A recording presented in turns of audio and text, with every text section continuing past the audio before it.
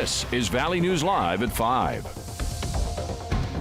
Tonight in Grand Forks, police think they have their man related to a murder at the Budget Inn. It turns out the accused is the victim's son. An arrest warrant for murder has been issued for 28-year-old Vincent Villarreal. Tonight, police tell us his father, 55-year-old Jeffrey Shulzitsky, was killed using a firearm. He was found dead in a motel room at the Budget Inn on December 5th. Police say Villarreal was seen leaving the motel on foot. He's currently in jail in Crookston on unrelated charges. Officers tell us the investigation is still active, and if you have any information, you're urged to call Grand Forks Police Department or message them using Facebook or their Tip 411 app. New for you at 5, one man is behind bars after court documents state he grabbed a woman by the throat before threatening multiple people with a broomstick in Moorhead. 52-year-old Harrison Loper is charged with 2 counts of second-degree assault, plus domestic assault and domestic strangulation. According to court documents, Moorhead police were called just before 9 p.m. last Friday to Churches United for a disturbance. The female victim said she and Loper had gotten into a fight. Documents state that he grabbed a broomstick and threatened the victim as well as a staff member. If convicted, he could spend up to 22 years in prison. Authorities in Beltrami County say the body of a man was recovered after a vehicle fell through the ice on Lake Irving. The body was found around 6:30 last night and recovered by rescue crews. Deputies say they used an underwater remotely operated vehicle to help find the man. Authorities are still waiting for an autopsy, and once that's done, they will release the man's name. From the temperatures to the sunshine, we've got really pleasant weather for January, but you've heard that changes are on the way midweek, and for some of us, even tonight. Let's find out more from Hutch. Hey, Hutch. Hello, Andrea. Temperatures are still awesome out there. Hope you get a chance to get out there and take care of some enjoying of our outdoors. The weather's lovely. Out to the west, you see Bismarck still at 48 degrees.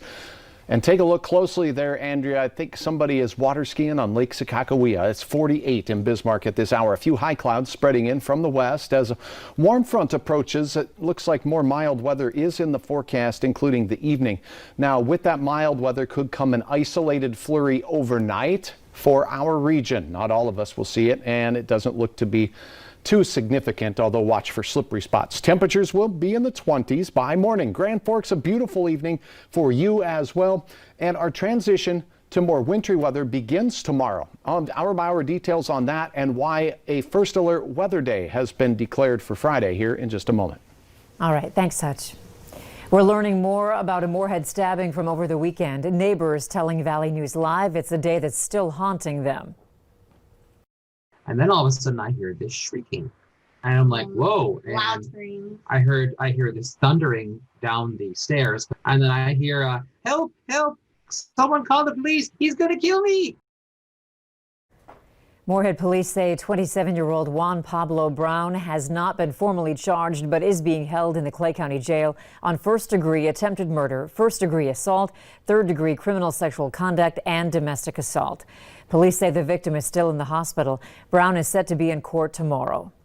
The Towner County Sheriff's Office is searching for a man who stole a jar full of charity money from a gas station. The Sheriff's Department posted on their Facebook page saying the man stole a benefit jar full of bills and coins from the Cenex gas station in Candu, North Dakota. Yesterday, the Sheriff's Office says this same man tried to return a bottle from off the shelf at Lake's Liquor in Devil's Lake 2 days ago. If you recognize the man or his vehicle, call the Towner County Sheriff's Office at the number on your screen. Grand Forks police want you to know about a high-risk sex offender who has now changed his address. They say Michael McGee now lives at 625 North 5th Street in Grand Forks. McGee served time following a conviction of aggravated sexual assault. He is a high-risk offender, meaning he is most likely to reoffend and must register for a lifetime. The former Minneapolis police officer who kneeled on George Floyd's neck will be tried alone. Derek Chauvin will be tried separately from the 3 other former officers who are charged in George Floyd's death.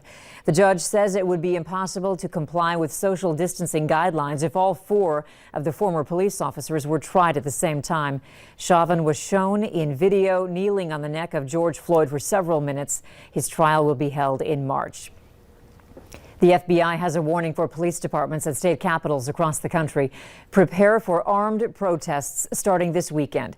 It comes as fears grow over more violence in the wake of congressional attempts to remove President Trump from office and ahead of Joe Biden's inauguration next week. NBC's Chris Pallone has the latest.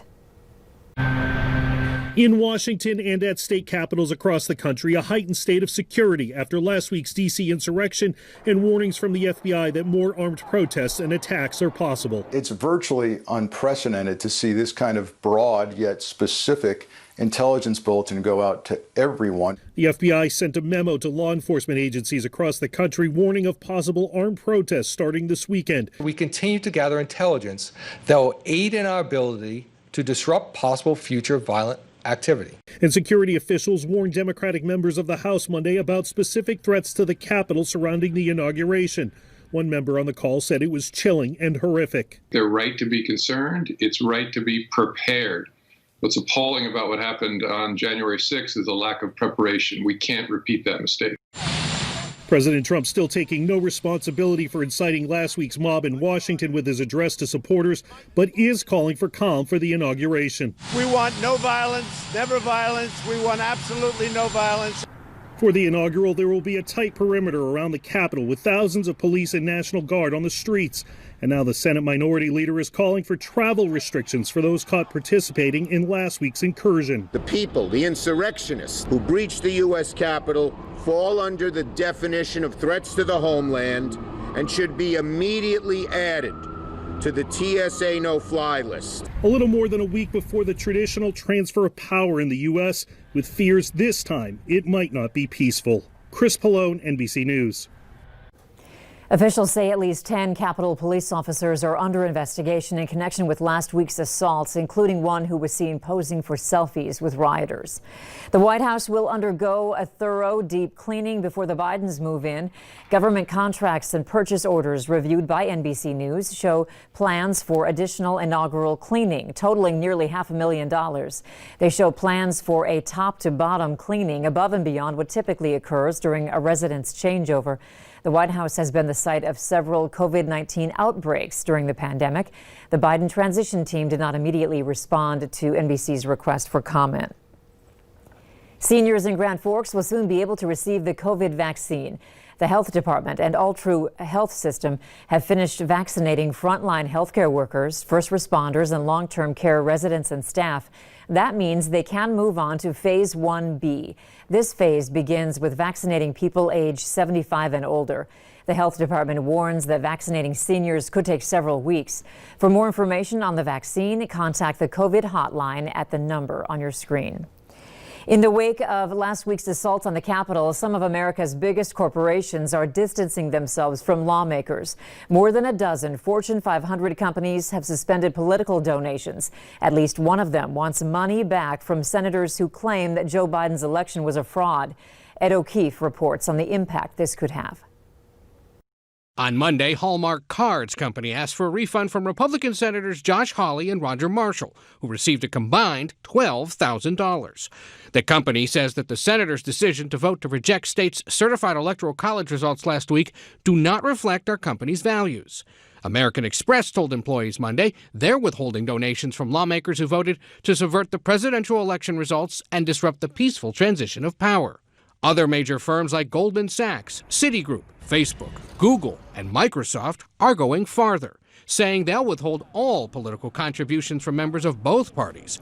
Chemical giant Dow doing so for at least the next 2 years. It's sending a ripple effect across all these campaigns because Donald Trump is radioactive.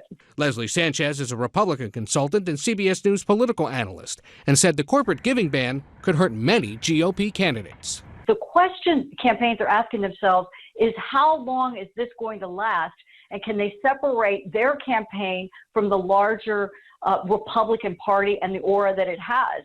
But Sanchez said that based on her conversations with top government relations executives, the giving ban is likely only temporary. 6 months and 9 months down the line, they expect those dollars to start flowing again. These are going to be based on individual relationships and not necessarily the party as a whole.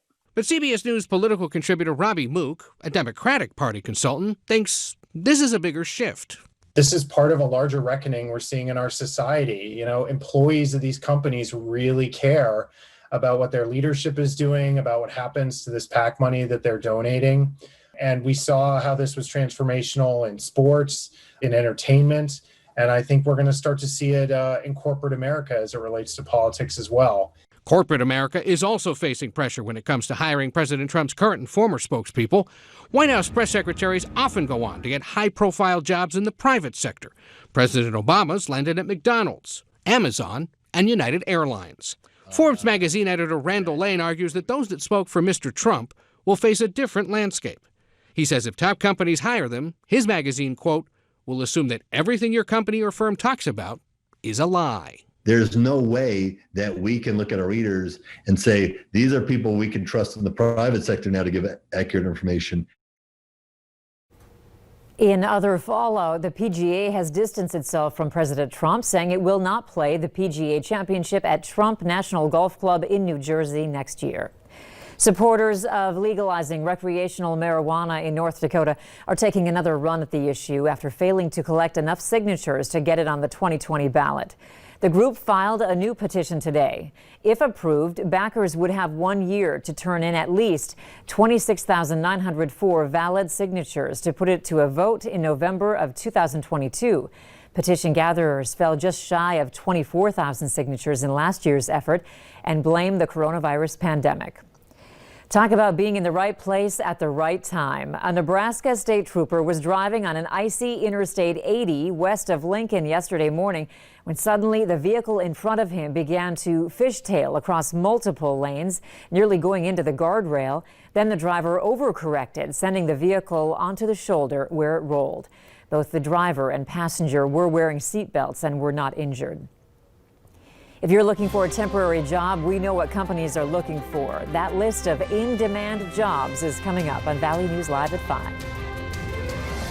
And it's been a gorgeous day with temperatures reaching well into the 40s out to the west, a lot of 30s here in the valley. The sun setting on a terrific Tuesday, but Wednesday will bring a few bumps in the forecast. Our transition begins tomorrow. Details are next.